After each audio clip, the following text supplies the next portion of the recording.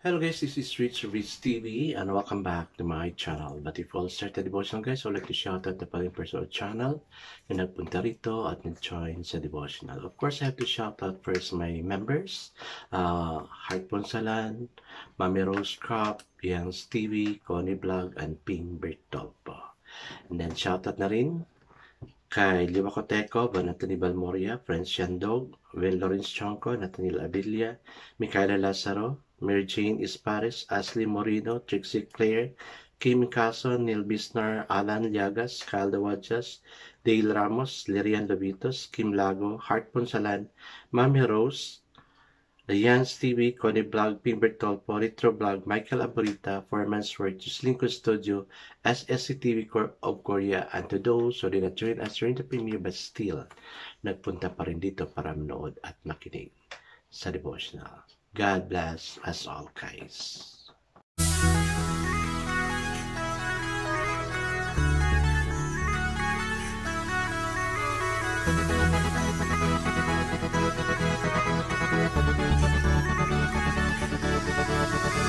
Rich TV, where you heard it, number one is on the top. Good advice is they'll never stop. Rich TV, where you heard it, number one is on the top. Good advice is they'll never stop. Finally, it's the last day of the month, no? And kumusta naman yung first day ng klase nga pala natin? Hindi ko kayo na kumusta, no? It's now third day sa pag-aaral natin and hoping everything goes well. Let's make friends with God para yung new month natin will be smoothly flowing by God's grace. Na wala makapalpakan.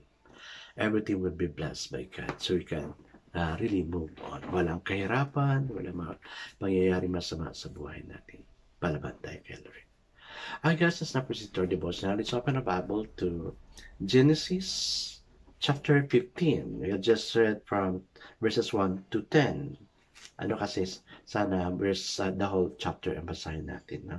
This is about God's covenant with Abraham. Oh, ayun na. Excited na ako. No? And still guys, I'm using the devotional study Bible because the word uses to simplify na maintindihan talaga natin. Okay, the word of the Lord in Genesis chapter 15 verse 1 to 10 says, After this, the word of the Lord came to Abram in a vision. Do not be afraid, Abram. I am your shield, your very great reward. Wow, guys, ang ganda ng word. Let's claim that. No? But Abram said, O sovereign Lord, what can you give me since I remain childless, and the one who will inherit my estate is Eliezer of Damascus? And Abram said, You have given me no children, so a servant is in my household will be my heir. Then the word of the Lord came to him, This man will not be your heir, but a son coming from your own body will be your heir. He took him outside and said, Look up at the heavens and count the stars. If indeed you can count them. Then he said to him, So shall your offspring be. Abram believed the Lord, and he credited it to him as righteousness. He also said to him, I am the Lord who brought you out of Ur and Chaldeans to give you this land to take possession of it. But Abram said, O sovereign Lord, how can I know that I will gain possession of it? So the Lord said to him, Bring me a heifer, a goat, and a ram, each 2 years old, along with a dove and a young pigeon.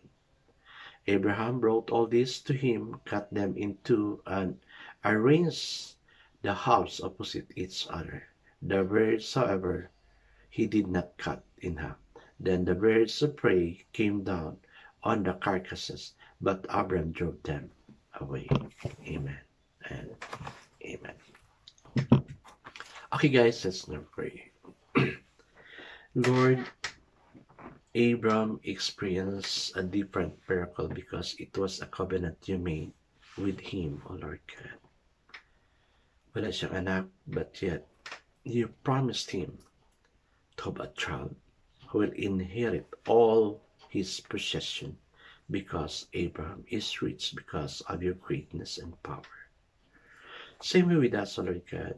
We long to have inheritance from you.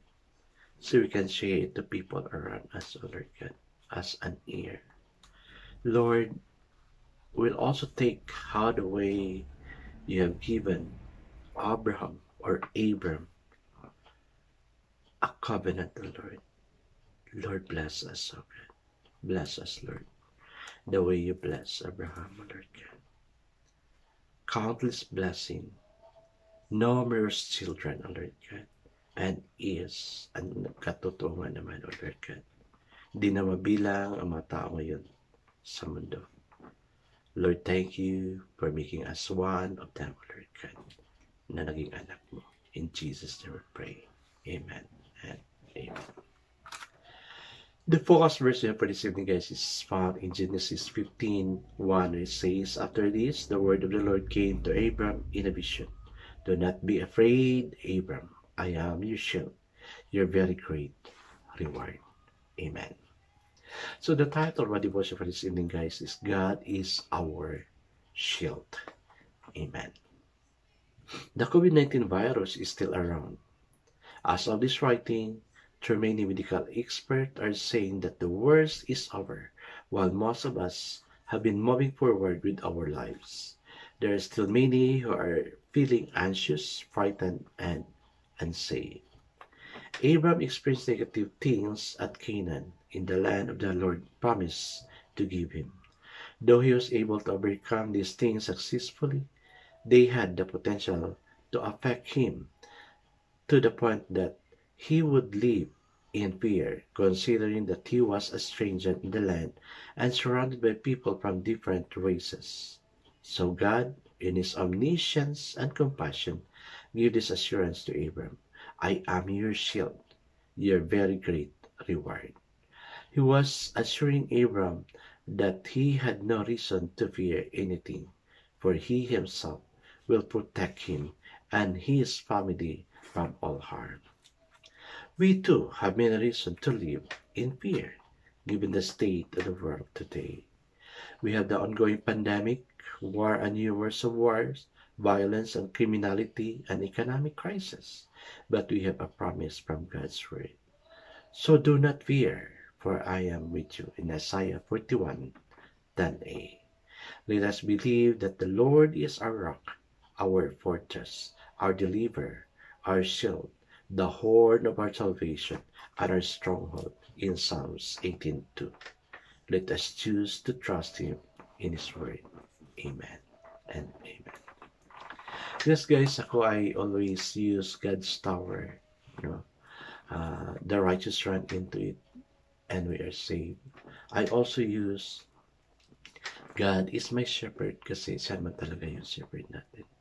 We're not exempted from any calamities. We're not exempted from mga pandemic, ano yun, yung mga wars na lalo-lalo na ngayon. We're being put to danger, especially that other nation is claiming a little island of our country to be theirs. Kaya, kapit tayo kay Lord. Pray ko, Lord, sabi ko, grabe naman ng mga nation na to, no? Kaliliit na na island, na isla, gusto pa nilang kunin. Napakaliit na, napakalaki naman ng nila, ng country nila. Grabe yung, I do not know. Hindi ko ma-describe ano yung, nila, no? Materialistic, just because of that. Dami na namatay because of this. And hoping that it will not happen. But because of the fear, hindi talaga natin maiwasan na matakot tayo. Let's remember, sa promise ng Lord dito, let's believe that the Lord is our rock, our fortress, our deliverer, our shield, the horn of our salvation, and our stronghold. Kaya let us choose to trust him and his word. Kaya basa-basa tayo ng Bible. Basa-basa tayo ng Bible. We are always put in danger every day.